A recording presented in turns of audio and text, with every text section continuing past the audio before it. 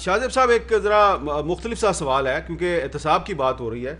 आप जानते हैं कि सिंध हाई कोर्ट ने जो शुगर कमीशन की इंक्वायरी रिपोर्ट है उस पर उसको सस्पेंड किया हुआ था, स्टे दिया हुआ था।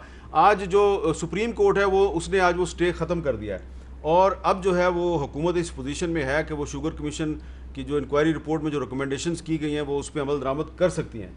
आपका क्या ख्याल है कि अब के फैसले के बाद क्या इमरान खान साहब की हुकूमत और जो इदारे हैं वो जहांगीर तरीन साहब के खिलाफ वाकई कार्रवाई करेंगे, या जैसे कि कुछ लोग जो हैं वो जहांगीर तरीन साहब को एनआरओ दिलवाने की कोशिश कर रहे हैं, तो उनकी कोशिश कामयाब हो जाएगी और जहांगीर तरीन को एनआरओ मिल जाएगा? हामिद साहब, अभी तक तो जो प्रैक्टिकली है हुकूमत ने कुछ किया नहीं है।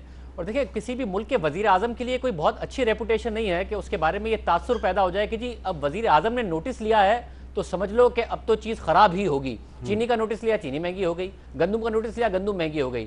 और इस चीनी के मामले में भी नोटिस वजीर आजम ने खुद ने बताया अभी कि मैंने लिया था कि भाई कीमतें क्यों बढ़ रही हैं, तो कीमतें बढ़ने पर नोटिस लिया था और उसके बाद पहले डाल दिया कि जी साबिका हुकूमत की सब्सिडी। अब जहांगीर तरीन साहब के खिलाफ तहकीकात हो रही है कॉर्पोरेट फ्रॉड पर, जो कि JDW शुगर मिल में उन्होंने किया, जो कि बड़ा जुर्म है। मगर जो ओरिजिनल मामला है चीनी का वो तो पीछे रह गया। 110 रुपए पर चीनी चली गई। और जहांगीर तरीन साहब अब ये इशारा दे रहे हैं कि उनकी जो सियासी डीलिंग्स थी और जो सियासी मुलाकातें थी उसकी वजह से उन्हें सिंगल आउट किया जा रहा है। वरना अगर कार्रवाई होनी है, अगर जहांगीर तरीन को एनआरओ नहीं दिया जाएगा तो फिर तो खुसरो बख्तियार को भी एनआरओ नहीं दिया जाएगा। खुसरो बख्तियार को एनआरओ नहीं दिया जाएगा तो उस्मान बुज़दार को भी एनआरओ नहीं दिया जाएगा। वजीर आजम ने यह कह दिया हामिद मीर साहब कि हम पर दबाव डालकर सब्सिडी ली शुगर माफिया ने।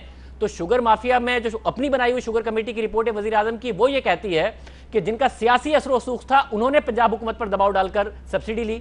40% सब्सिडी खुसरो बख्तियार खानदान और जहांगीर तरीन ने ली। तो वजीर आजम ने 2.5-3 अरब रुपए की सब्सिडी इनके दबाव में दे दी। तो फिर एनआरओ क्या वजीर आजम को भी दिया जाएगा? तो ये तो एक ऐसा सिलसिला है जो शुरू होगा तो वजीर आजम, वजीर आला, जहांगीर तरीन, खुसरो बख्तियार सब लपेट में आ जाएंगे। अब हम फिर भी भुगतेंगे चीनी 110 रुपए की।